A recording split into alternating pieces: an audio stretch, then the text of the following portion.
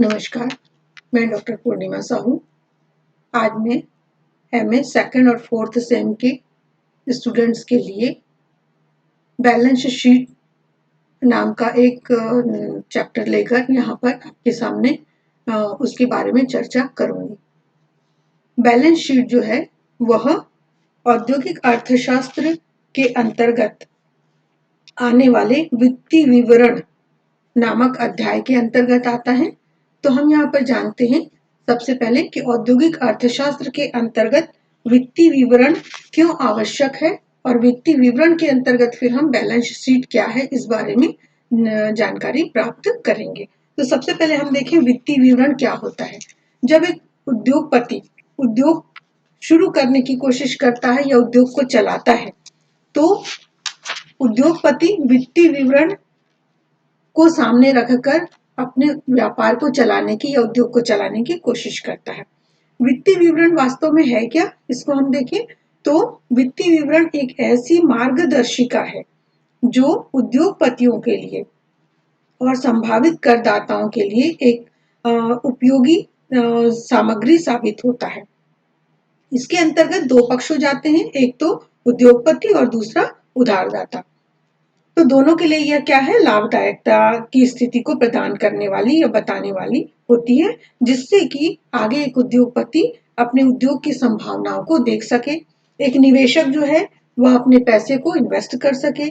एक ऋणदाता जो है वह ऋण की स्थिति को स्पष्ट कर सके और व्यापारिक देनदार भी इसमें अपनी स्थिति को स्पष्ट कर सके।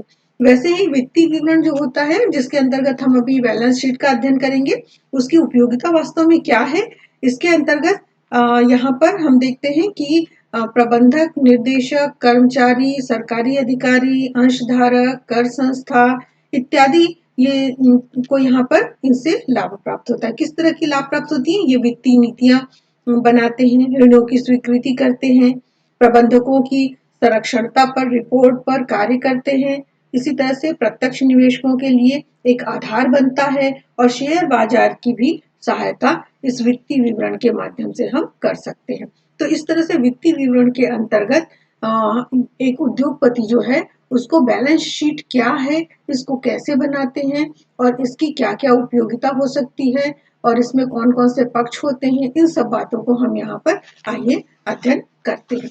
तो आगे हम जानते हैं बैलेंस शीट क्या है। फिर हम जानेंगे बैलेंस शीट कैसे बनाया जाता है और उसके दो पक्ष होते हैं, कैपिटल एंड लायबिलिटी साइड और दूसरा एसेट्स एंड प्रॉपर्टी साइड। इन दोनों के बारे में भी हम यहाँ पर अध्ययन करेंगे। तो सबसे पहले देखिए बैलेंस शीट क्या है। किसी व्यवसाय की वित्तीय स्थिति को प्रकट करने के लिए बैलेंस शीट बनाया जाता है। यह किसी व्यापार की आर्थिक स्थिति का विवरण तो होता ही है, इसे हिंदी में तुलना पत्र या आर्थिक चिट्ठा भी कहा जाता है। किसी निश्चित समय पर एक व्यापार या संगठन की संपत्ति, देनदारियां और पूंजी के विवरण को बैलेंस शीट कहा जाता है। बैलेंस शीट का आशय ऐसे स्टेटमेंट से होता है जो कि एक निश्चित तारीख पर व्यवसाय की वित्तीय स्थिति को प्रकट करता है। अर्थात बैलेंस शीट व्यापार की आर्थिक स्थिति का एक विवरण होता है।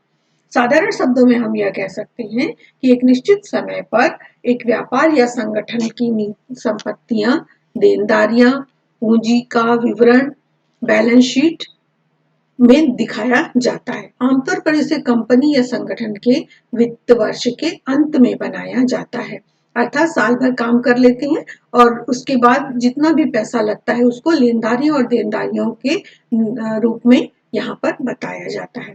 इसी तरह से किसी कंपनी की ग्रोथ को भी बैलेंस शीट के जरिए आसानी से जांचा जा सकता है। यह किसी कंपनी या संगठन का फाइनेंशियल स्टेटमेंट तो होता ही है, प्रॉफिट और लॉस का अकाउंट भी बनाने में मदद करता है। तो इस तरह से यह अंत में जब बनाया जाता है तो यहाँ पर एक कंपनी को या उद्योग को प्रॉफिट और लॉस की जानकारी भी हो जाती है। इसी तरह से यदि एक निवेशक है तो वह शेयर मार्केट में निवेश करने जा रहा है तो स्टॉक एक्सचेंज में यदि वो यहाँ पे कंपनियों के बारे में उनके बैलेंस शीट का अध्ययन कर लेता है तो उसको निवेश करने में बहुत ही आसानी हो जाती है। तो इस तरह से एक बैलेंस शीट वास्तव में क्या है, आय, प्राप्त होने वाली कुल आय और और व्यय किए जाने वाले कुल मद के बीच जो एक स्टेटमेंट होता है उसको हम यहाँ पर बैलेंस शीट कहते हैं। आइए फिर देखें बैलेंस शीट कैसे बनाते हैं। बैलेंस शीट में दो पक्ष होते हैं, बाएं पक्ष और दाएं पक्ष। बाएं पक्ष को हम पूंजी व दायित्व का पक्ष कहते हैं और दाएं पक्ष को हम संपत्ति या जायदाद का पक्ष कहते हैं। दायित्व पक्ष में व्यापार के सभी दायित्व लिखे जाते हैं। किस तरह के दायित्व होते हैं? जैसे पूंजी है, लेनदार है, बैंक का ऋण है इत्यादि। तथा संपत्ति पक्ष में व्यापार की समस्त संपत्तियां लिखी जाती हैं। किस तरह की संपत्ति? जैसे कैश है जिसको हम रोकड़ कहते हैं, देनदार है, मशीनरी है, फर्नीचर्स हैं, प्लांट्स हैं, बैलेंस शीट इत्यादि में इसकी जानकारी दी जाती है। बैलेंस शीट में संपत्ति और दायित्व दोनों पक्षों का जोड़ बराबर होना चाहिए। अगर दोनों पक्षों का योग बराबर नहीं है तो इसका अर्थ है कि जनरल एंट्रीज में या लेजरिंग में कहीं कोई गलती हुई है। बैलेंस शीट एक ऐसी रिपोर्ट होती है जिससे एक व्यापारी की किसी विशेष तिथि को संपत्ति और देय धन की संपूर्ण जानकारी ली जा सकती है। इसका उद्देश्य एक निश्चित समय में कंपनी के मालिक की सही फाइनेंशियल कंडीशन को बताना होता है ताकि वो भविष्य में अपनी कंपनी के आगे के काम को निर्धारित कर सके और अच्छे से चला सके। बैलेंस शीट में जैसा कि मैंने बताया दो पक्ष होते हैं। बाएं पक्ष को हम जो है संपत्ति व जायदाद का पक्ष कहते हैं और दाहिने पक्ष को हम पूंजी व दायित्व का पक्ष कहते हैं। इसे एक उदाहरण के द्वारा यहाँ पर समझाया गया है जिसे आप अध्ययन कर सकते हैं। इसी तरह से पहले पक्ष को हम देखें, यदि पूंजी और दायित्व का पक्ष, तो इसके अंतर्गत हम किन किन चीजों को शामिल करते हैं, आइए इसके बारे में जानते हैं। इस पक्ष में सबसे पहले हम पूंजी और दायित्व के अंतर्गत शेयर कैपिटल या अंश पूंजी को शामिल करते हैं। जब कोई कंपनी जनता के बीच अपने शेयर को निर्गमित करती है या अपने शेयर के स्वामित्व को जनता को देने का प्रस्ताव रखती है तो इस प्रकार जनता के द्वारा प्राप्त किए गए पूंजी को हम क्या कहते हैं? शेयर कैपिटल कहते हैं। अर्थात शेयर कैपिटल वह राशि है जो कंपनी अपने शेयर्स बेचकर जुटाती है। वैसे कंपनियां दो प्रकार के शेयर जारी करती है। कौन कौन से दो प्रकार? पहला प्रकार होता है यहाँ पर पहला प्रकार होता है आपका प्रिफर्ड शेयर कैपिटल और दूसरा इक्विटी शेयर कैपिटल। इस शीर्षक के अंतर्गत हम दो तरह की पूंजी को दिखा सकते हैं, पूर्वाधिकारी अंश पूंजी और समता अंश पूंजी। तो इसके अंतर्गत ये दोनों प्रकार की पूंजियों को यहाँ पर शामिल किया जाता है। ये शेयर के ही दूसरे रूप है। फिर पूंजी और दायित्व पक्ष में दूसरा पक्ष आता है हमारा, दूसरा अंश आता है संचित एवं आधिक्य का। अकाउंट में रिजर्व एक तरह का प्रोविजन है। किसी भी व्यापार के अंदर वर्तमान में या भविष्य में कुछ अज्ञात व्यय हो सकते हैं और इसी प्रकार के अज्ञात व्यय को पूरा करने के लिए किसी व्यावसायिक फर्म को या उद्योग को रिजर्व फंड रखना पड़ता है। ये रिजर्व शेयर धारकों के बीच लाभांश के रूप में वितरित नहीं किए जा सकते, यह ध्यान रखने वाली बात है। सरप्लस लाभ और हानि का खाता क्रेडिट बैलेंस में होता है।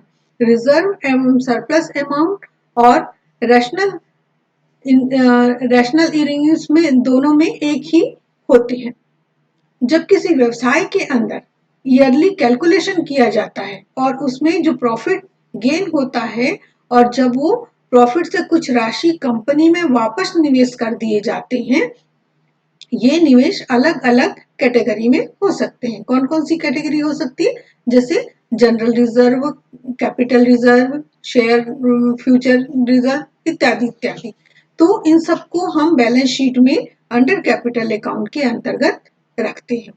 ठीक है, तो इस प्रकार से इस शीर्षक के अंतर्गत हम निम्नलिखित तरह के लाभों को दर्शाते हैं। कौन कौन से लाभ होते हैं? तो ये है सिक्योरिटी प्रीमियम यानी प्रतिमूर्ति और अंशों का हरण। फिर हम आए तीसरे हिस्से में। तीसरे हिस्से को हम यहाँ पर सुरक्षित ऋण के रूप में देखते हैं। इसके अंतर्गत हम bank loan, loan bonds, debits इत्यादि को इसमें शामिल किया जा सकता है। इसके अंतर्गत कौन कौन से दायित्व आते हैं? तो इन दायित्वों के अंतर्गत या सुरक्षित ऋण के अंतर्गत आते हैं ऋण पत्र, बंधन या बॉन्ड्स, अधिकोष और बंधक ऋण इत्यादि। तो ये सारी चीजें सुरक्षित ऋण के अंतर्गत रखी जाती। फिर चौथा आता है करंट लायबिलिटीज यानी चालू दायित्व। यह ऐसी दायित्व है जिसका भुगतान एक वित्तीय वर्ष या इससे कम अवधि में करना होता है और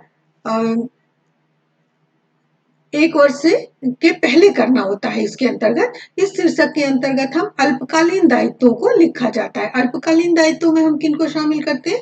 लेनदार हैं, देय विपत्र हैं, बैंक अधिविकर्ष हैं, अदत्त व्यय है और अग्रिम आय है। तो ये 5 चीजों को हम चालू दायित्व के अंतर्गत शामिल करते हैं। फिर आए इसका दाहिने बाएं पक्ष का 5वां हिस्सा जिसको हम प्रावधान कहते हैं या प्रोविजन कहते हैं। इसके अंतर्गत हम इसे विस्तृत रूप से जब परिभाषित करते हैं तो इसका तात्पर्य है कि कोई कंपनी अपने मुनाफे में से एक अपेक्षित या भविष्य में एसेट्स के मूल्य में कमी को कवर करने के लिए निर्धारित की गई राशि के रूप में इसको हम क्या करते हैं? दिखाते हैं और उसको हम प्रावधान कहते हैं। यह राशि अज्ञान नॉलेज के लिए हो सकती है। जैसे इस शीर्षक के अंतर्गत हम किन किन चीजों को शामिल करते हैं? तो प्रावधान के अंतर्गत हम अप्राप्य ऋण को शामिल करते हैं, करों के लिए प्रावधान को शामिल करते हैं, मरम्मती के लिए प्रावधान को शामिल करते हैं। फिर आए हम दाहिने पक्ष में जिसको हम असेट्स एंड प्रॉफिट दाहिने पक्ष में आए जिसको हम असेट्स एंड प्रॉपर्टी साइड कहते हैं। ठीक है, तो संपत्ति और जायदाद का पक्ष कहते हैं। इसके अंतर्गत सबसे पहला जो आता है वह है स्थायी संपत्ति। इसे हिंदी में अचल संपत्ति के नाम से जाना जाता है। यह ऐसी संपत्ति होती है जो किसी कंपनी या ऑर्गेनाइजेशन को लॉन्ग टर्म प्रॉफिट प्रदान करती है। इसी कारण इसे लॉन्ग टर्म एसेट्स के रूप में हम जानते हैं। यह लंबे समय तक रखी जाने वाली संपत्ति होती है जैसे कि plant and machinery, land and building इत्यादि इत्यादि। जिस संपत्ति में बराबर परिवर्तन नहीं होता है उसे इस शीर्षक के अंतर्गत दिखाया जाता है। इसमें आने वाले मदों का नाम जैसे कि लैंड एंड बिल्डिंग्स है, प्लांट्स एंड मशीनरी है, उसी तरह से लूज टूल्स है, गुडविल है इत्यादि इत्यादि।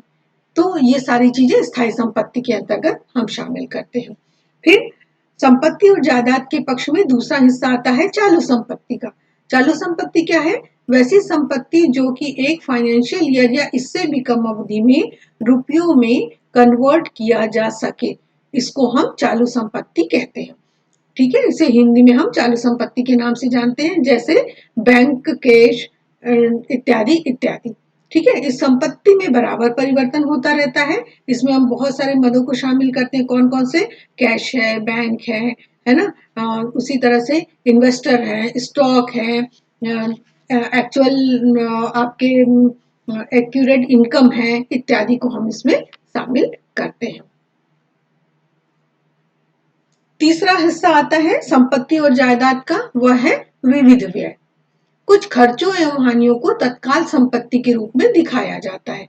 जैसे एक्सपेंसेस होते हैं, expenses on issue of shares होते हैं, discount of issue of debentures होते हैं। इनको हम विविध व्यय के रूप में यहाँ पर शामिल करते हैं। इसके अंतर्गत देखिए किन किन चीजों को शामिल करते हैं? प्रारंभिक व्यय, अंशों के निर्गमन पर कटौती, ऋण पत्रों के निर्गमन पर कटौती, अंशों के निर्गमन पर व्यय और ऋण पत्रों के निर्गमन पर व्यय। तो इन सारी चीजों को हम विविध व्यय के अंतर्गत क्या करते हैं? शामिल करते हैं। तो ये तो हुई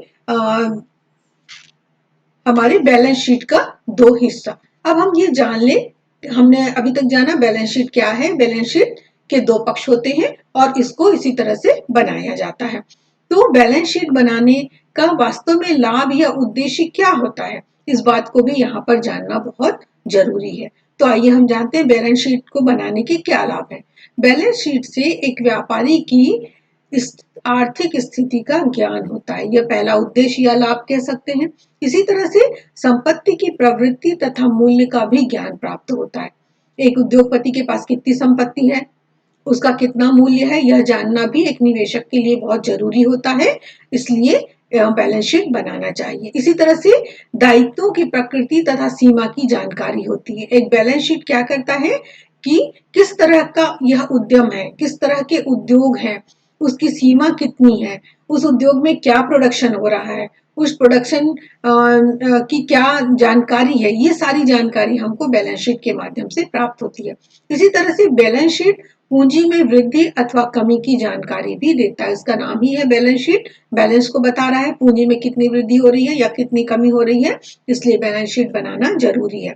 इसी तरह से चित्र की सहायता से व्यापार का मूल्य तथा ख्याति का मूल्य निर्धारित किया जा सकता है।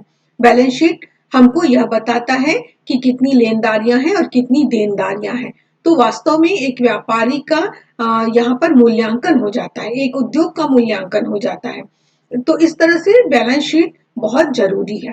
इसी तरह से बैलेंस शीट फर्म की ऋणों के भुगतान करने की क्षमता को भी बताता है, अर्थात लेनदारियां ज्यादा है, देनदारियां कम है, अर्थात उनकी क्षमता कितनी है एक उद्योग की, एक फर्म की, उस बात का भी ज्ञान हमको बैलेंस शीट से प्राप्त होता है। इसी तरह से बैलेंस शीट से व्यापार की लाभप्रदता का ज्ञान होता है। इसी तरह से बैलेंस शीट के द्वारा व्यवसायिक शुद्ध लाभ या हानि का, व्यवसायिक के आहरण का भी हमको क्या होता है, ज्ञान होता है। तो ये सारी चीजें हम बैलेंस शीट के लाभदायक या उद्देश्य के रूप में भी हमको जानना बहुत जरूरी है, ताकि एक बैलेंस शीट बनाते समय हम इन सब चीजों को ध्यान में रखें। फिर बैलेंस शीट के कुछ महत्वपूर्ण आइटम्स होते हैं। ये आइटम्स क्या क्या है? सबसे पहले पूंजी। एक उद्यमी के पास में, एक उद्योग के पास में कितनी पूंजी है एक फर्म के पास में, यह बैलेंस शीट बताता है। दूसरी बात, संचय कोष तथा अन्य संचित कितने हैं, अर्थात उनके पास में खर्च करने के लिए, पैसे लगाने के लिए कितना कोष है, कितना फंड है, स्वयं का कितना फंड है, कितना ऋण लिया, अन्य संचित कितने हैं, इन सारे की जानकारी बैलेंस शीट हमको देती है। इसी तरह से बैलेंस शीट का तीसरा आइटम जो है वो निक्षेप या जमा खाता, अर्थात एक फर्म के पास में कितना जमा है पैसा और अन्य खातों में कितना उसने डिपॉजिट करके रखा है, इस बात की जानकारी बैलेंस शीट से मिलती है। इसी तरह से बैलेंस शीट का चौथा आइटम है देय बिल, अर्थात कितना बिल उनको देना है, कितना पेमेंट करना है, यानी कितनी उनकी देनदारियां हैं, वह भी बैलेंस शीट के माध्यम से हमको पता लग जाता है। हमने कितना ऋण लिया है और कितना हमको भुगतान करना है। ठीक है, तो ये सारी चीजें हमको बैलेंस शीट के माध्यम से पता चलती है। इसलिए हमने इन चार चीजों को बैलेंस शीट के महत्वपूर्ण आइटम के रूप में यहाँ बताया। कौन कौन सी चार चीज? पूंजी, संचित कोष, निक्षेप या जमा और देयक बिल। तो ये चार प्रकार की आइटम्स जो है वो बैलेंस शीट के महत्वपूर्ण अंग माने जाते हैं। इसी तरह से बैलेंस शीट के चिट्ठे में संपत्तियों को तरलता क्रम में दिखाया जाता है, ये इसका एक लाभ हो सकता है। स्वर्ण को विनियोगों में सम्मिलित किया जाता है, जबकि चांदी में अन्य संपत्तियों में सम्मिलित करते हैं। इसी तरह से एक बैलेंस शीट अन्य कंपनियों के अंशों एवं ऋण पत्रों को विनियोगों में सम्मिलित करते हैं, जबकि बैंक की सहायक कंपनी जो है वो क्या करती है, इन ऋण पत्रों को अन्य संपत्तियों शीर्षक में दिखाते हैं। तो इस तरह से बैलेंस शीट जो है वो एक बहुत ही महत्वपूर्ण हिस्सा है, बहुत ही महत्वपूर्ण प्रपत्र है, जिसके आधार पर हम ये जान सकते हैं कि एक फर्म या एक उद्योग जो है वह किस प्रकार से गति कर रहा है, अर्थात उसका उद्योग कितना आगे बढ़ रहा है, उसके उद्योग में उसको कितना लाभ हो रहा है, कितना हानि हो रही है, और लाभ हो रहा है तो उस लाभ के पीछे क्या क्या कारण है, उस लाभ को और बढ़ाने के लिए हम कौन सी संभावनाओं को देख सकते हैं। इन सारी बातों का विवरण हमको एक बैलेंस शीट के अंतर्गत मिलता है, इसलिए बैलेंस शीट बहुत ही जरूरी है। तो बैलेंस शीट के बारे में हमने इन सब चीजों का अध्ययन किया। मैं समझती हूँ ये एमए अर्थशास्त्र के स्टूडेंट्स के लिए एक महत्वपूर्ण जानकारी सिद्ध होगी। धन्यवाद।